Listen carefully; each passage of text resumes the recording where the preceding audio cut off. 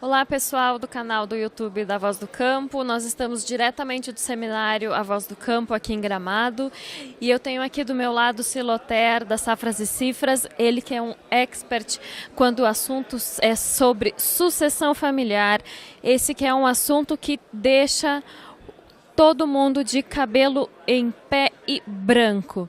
Siloter, conta pra gente como que foi esse painel que abriu aí o seminário A Voz do Campo. Seja bem-vindo. Obrigado. Foi um painel maravilhoso, uma participação muito grande, como todo seminário tem uma participação efetiva, nós temos praticamente 800 pessoas aqui, não só em quantidade, mas temos uma qualidade de público, de empreendedores e produtores do agronegócio brasileiro, super interessante também. Eu acho que temos 70% de uma geração jovem, em torno de 30 anos, que é o futuro do agronegócio brasileiro, mais a participação de produtores de vários estados brasileiros, não só do Rio Grande do Sul. E fiquei entusiasmado porque, sendo a primeira palestra do seminário, o auditório já estava lotado, começando a 1h30 lotado, participação efetiva, silêncio, vi muitos casais, as mulheres tocando nos maridos com o braço quando a gente falava, sinal que estava penetrando nas suas memórias, nas suas cabeças e quem sabe olhando para dentro da sua casa, para dentro do seu negócio, para dentro da sua família. E Siloter, conta pra gente o que você sentiu assim quando vocês comentavam a respeito da sucessão, né? Você comentou aqui que tinha bastante pessoas jovens, né, no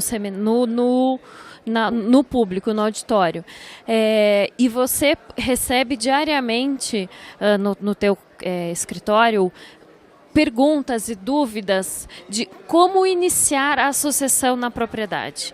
A gente tem aqui no Rio Grande do Sul, as famílias, a sucessão começa, na verdade, desde muito cedo, né? Porque as crianças elas não saem da fazenda, da propriedade, né? Diferente, talvez, de um perfil em outros estados em que as crianças elas vão para a cidade e os pais, muitas vezes, ficam nas propriedades, enfim, tem um outro perfil. E aqui, muitas vezes, as pessoas elas permanecem, mas essa sucessão ela acontece de uma forma diferente. E aí, quando as pessoas querem iniciar essa sucessão realmente, que dica que você dá para quem quer começar essa sucessão? A pergunta é muito inteligente, porque é muito difícil para o filho falar na sucessão para os pais. Porque se o pai não for flexível, ele pode imaginar, mas tu acha que eu vou morrer? A sorte de todos nós é que nós não sabemos quando é que vamos morrer. Porque a gente, quando nasce, começa a morrer. Porque começa a diminuir a expectativa de vida. Então, a grande mensagem que tem que ser dada é o seguinte. Os pais têm que sair daqui e do seminário e conversar com os filhos. Eles é que têm que procurar esse assunto com os filhos. Comunicação. Sentar com os filhos e tratar o processo de sucessão. Por que isso não é tratado? Não é tratado porque existe uma barreira muito grande. As pessoas pensam que o processo de sucessão, quando se fala, já está falando em morte. Não, hoje nós temos famílias que os pais têm 50 e poucos anos e estão com o processo de sucessão organizado. Porque quando nós da Safras e Cifras organizamos o processo de sucessão, nós não tiramos os pais da atividade. Nós não podemos tirar uma pessoa de 60, de 70 anos, que mentalmente está muito bem, capacidade física um pouco menor, mas ativo, chegar e dizer assim, não, agora os teus filhos vão tocar um negócio, tu não vai fazer mais nada. Não é isso. Existem técnicas para montar o processo de sucessão. Assim como existem técnicas de plantio, de semente, de defensivo, de fertilizante, de máquinas, existem técnicas. Só que as famílias, os produtores rurais brasileiros, agora estão começando a saber como é feito isso. E por que estão começando a saber? Porque as famílias, as pessoas estão mais longevas e nós passamos a ter várias gerações no mesmo negócio. Passamos a ter 3 gerações, avós com 70, filhos com 45 e netos com 23, 25, e todos querem trabalhar junto. Se isso não for organizado, se é difícil trabalhar 2 gerações, imagina 3 gerações. Então hoje é um grande interesse no Brasil, dos players do agronegócio, e aí falo nos bancos, nos agentes financeiros, nas multinacionais ligadas ao agronegócio, provedoras de insumos, para que se oriente o processo de sucessão.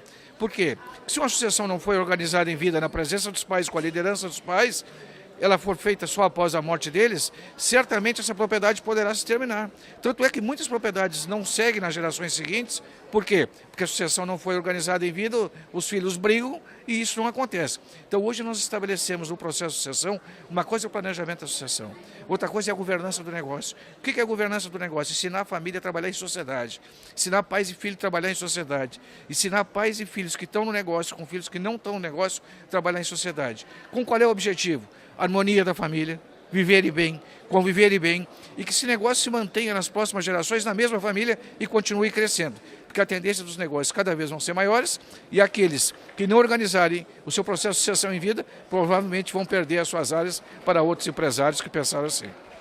E é comum, por exemplo, as pessoas só começarem a pensar em sucessão depois que existe uma morte, por exemplo, e não começarem a sucessão antes, num caminho natural das coisas? Hoje está mudando por causa dessas várias entidades que estão participando, mas era o natural. As pessoas dizem o seguinte, os pais, não, nós não precisamos falar em sucessão, porque lá em casa está tudo bem. Esse é o momento de fazer a sucessão, quando está tudo bem. Aí o pai vai falar em sucessão quando ele está fragilizado por uma doença, ou depois que morreu, que é o pior momento de fazer a sucessão. Então nós temos que organizar a sucessão. Pais aí com 50, 60 anos, filhos com 25, 30, 35 anos. Esse é o melhor momento de organizar o processo sucessório e estabelecer a governança do negócio. Porque quando ele estiver fragilizado e doente, o emocional passa a ser muito forte. E quando o emocional passa a ser muito forte, pode ser que a razão caia. Então, por isso que nós sempre sugerimos e orientamos. Pais com 60 anos, filhos com 30 anos, é o melhor momento de se preparar o processo de sucessão. Seu Lotério, o que você sentiu do seminário como um todo? Qual é o teu feeling do seminário? Eu tenho uma história de seminários aqui em Gramado de quase 30 anos de seminário. Da Voz do Campo ao segundo. Vi esse seminário maior que o outro, que era natural que acontecesse. Mas o que mais me impressiona nesse seminário é a qualidade do público, a qualidade do produtor, a qualidade do empreendedor, a presença deles dentro do auditório. Eles não estão só em Gramado para turismo, eles estão lá dentro. A presença da mulher. A esposa não está comprando a bota, não está comprando o casaco de couro, não, ela está aqui no agronegócio, até porque ela tem uma influência direta e essa grande participação dos jovens. Eu acho que a Voz do Campo, a semente está aqui, porque ela trouxe os jovens para cá. Se nós temos um público de quase 70% jovens, o que vai acontecer com isso? Que esses seminários só vão seguir se fortalecendo, não só no Rio Grande do Sul, como em outros estados brasileiros. Muito obrigada, Siloter. Então, acho que mais do que nunca a sucessão é agora e a hora do jovem também é agora. Até a próxima, pessoal!